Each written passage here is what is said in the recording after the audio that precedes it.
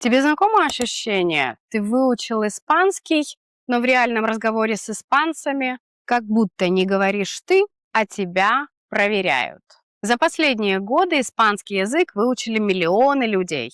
Вот только с испанцами свободно говорят далеко не все, потому что учить язык – это хорошо, а учить язык и уметь жить на нем – это совсем другое. Меня зовут Наталья, и на этом канале мы говорим об испанском языке и самой стране Испании. Сегодня мы разберем 8 ключевых навыков, без которых невозможно уверенно говорить на испанском. В жизни, на работе, в бизнесе, на собеседованиях и просто в обычных разговорах с испанцами. Досмотри до конца, в финале самый важный вывод.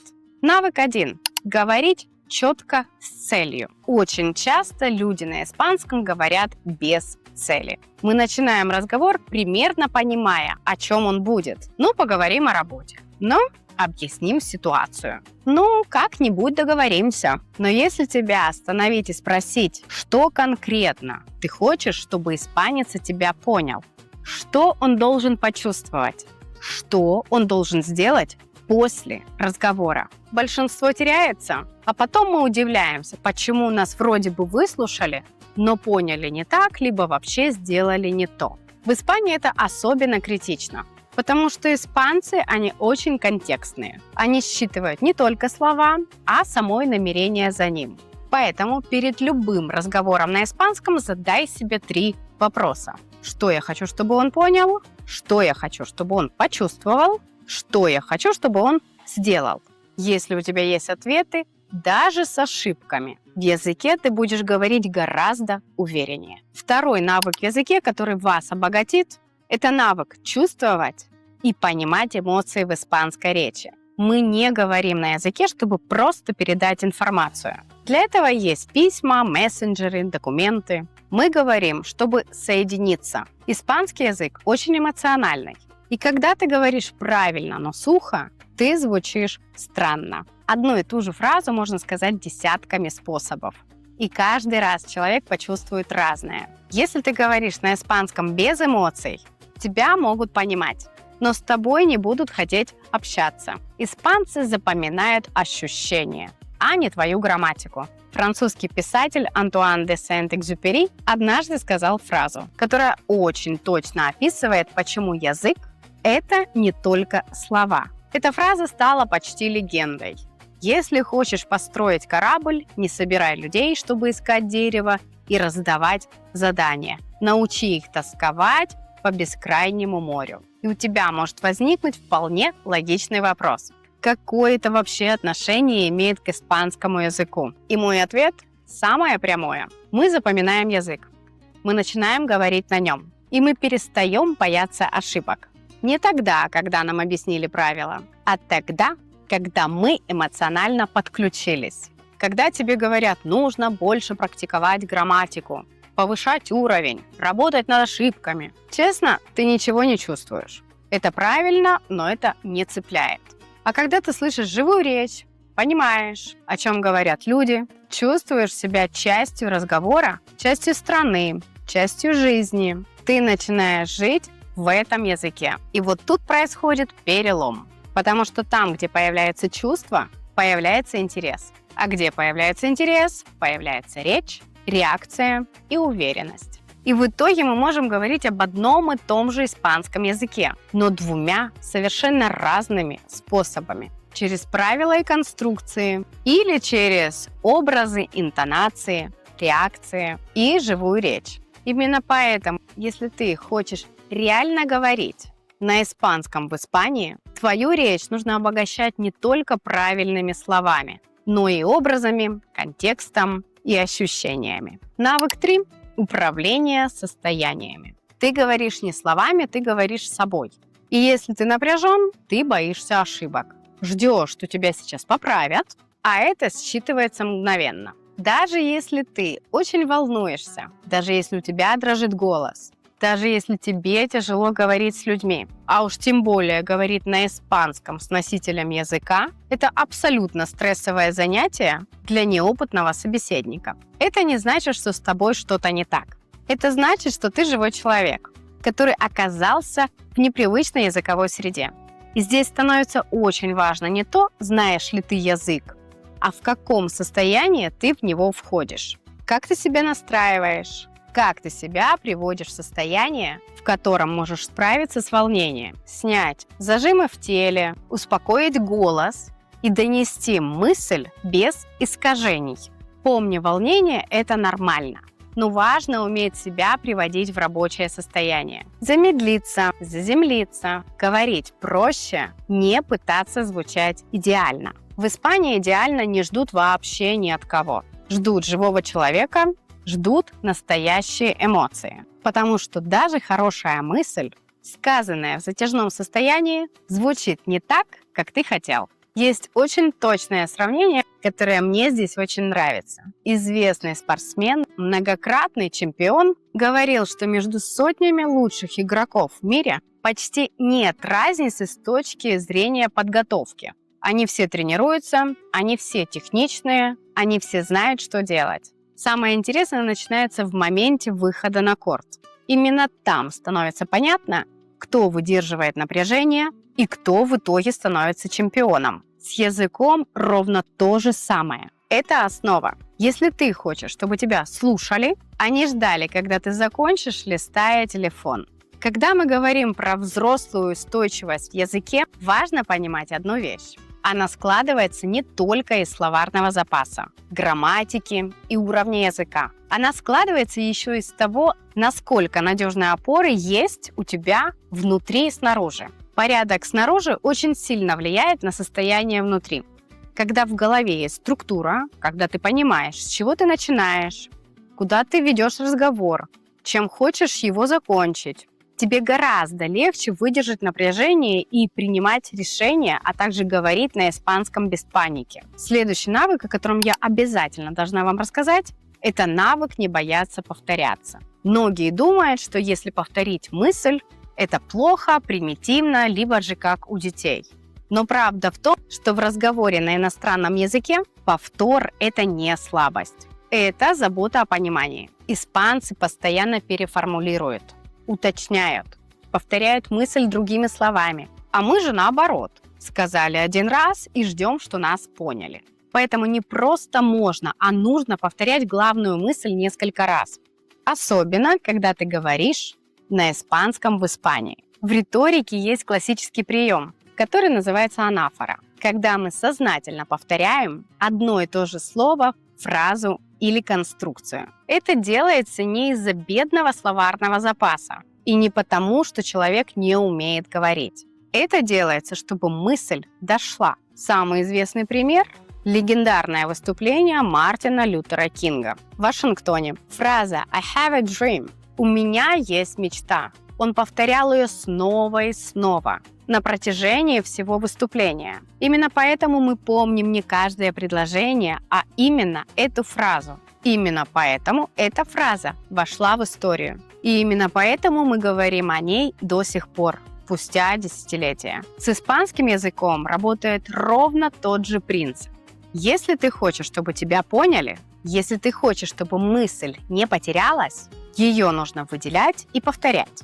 Не хаотично, не одинаковыми словами, а разными способами, но вокруг одной и той же идеи. Поэтому, когда ты говоришь на испанском, очень важно понимать, какая мысль главная, какие фразы ее несут, и несколько раз за разговор к ней возвращаться. Именно так делают сами носители языка. И именно так звучит живая испанская речь. Не потому, что она примитивная, а потому, что она эффективная. Есть один навык, который объединяет людей, которых слушают, которым доверяют и с которыми хочется продолжать разговор.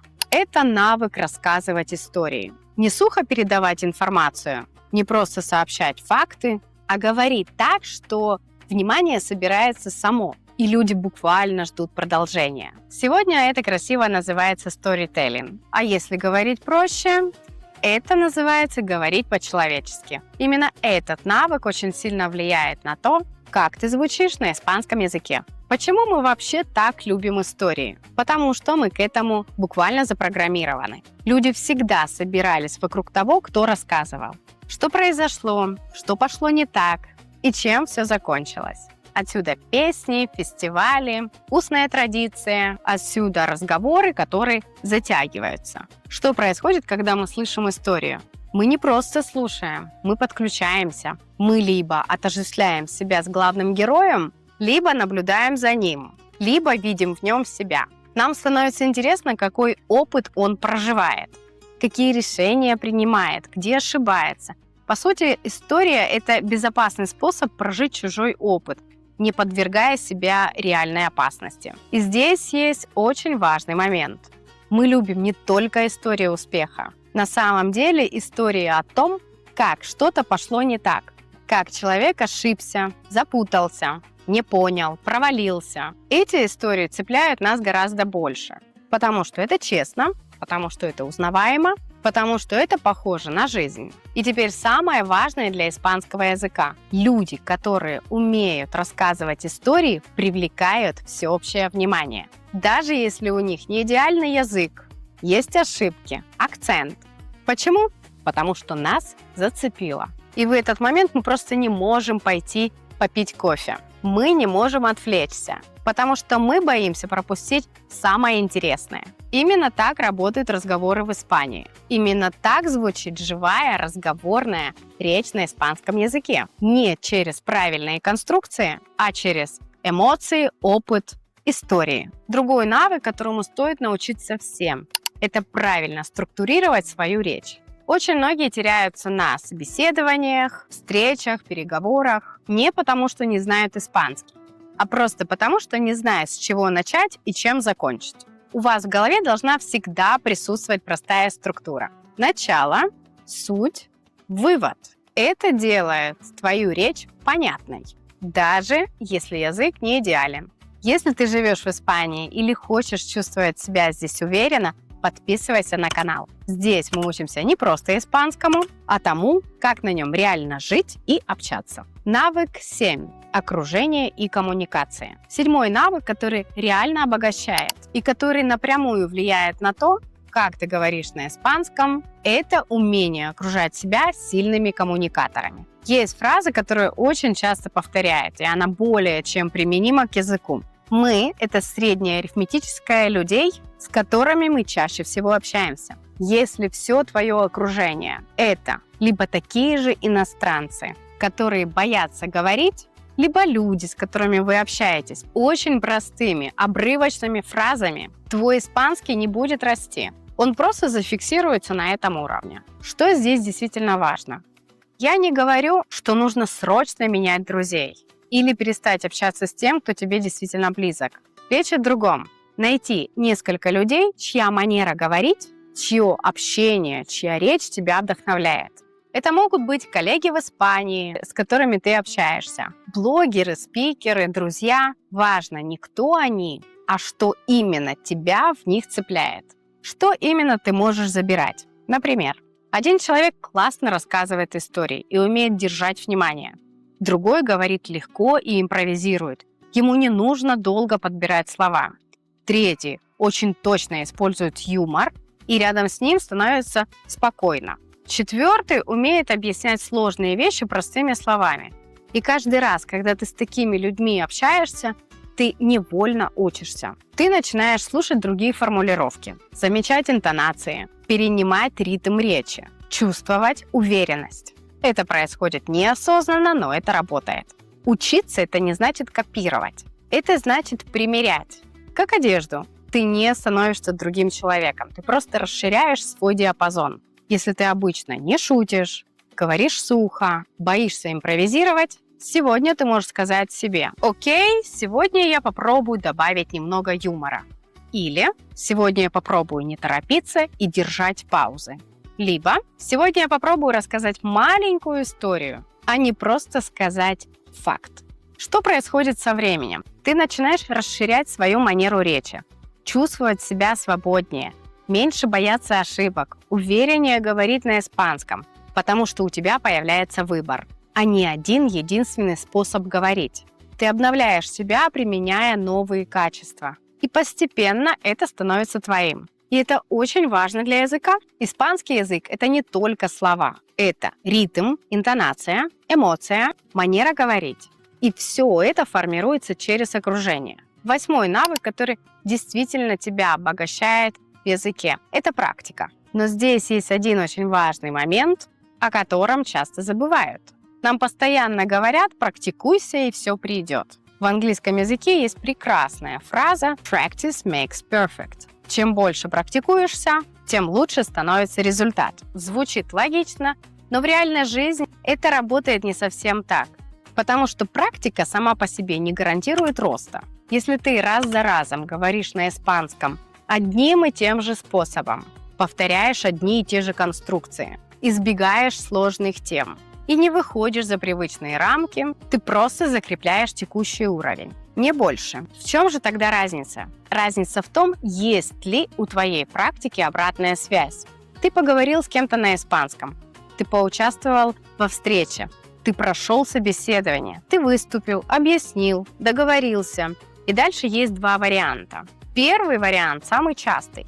Ты просто идешь дальше, без анализа, без вопросов, без понимания, что сработало, а что нет. И тогда практика почти ничего тебе не дает.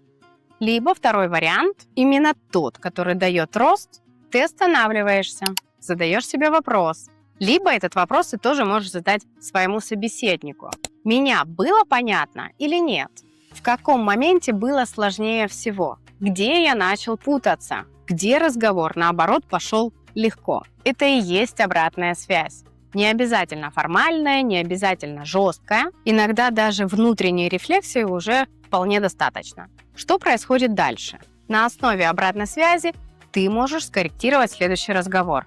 Не весь язык целиком, не учить все заново, а один маленький момент. Формулировку, начало фразы, способ объяснения, интонацию, темп речи.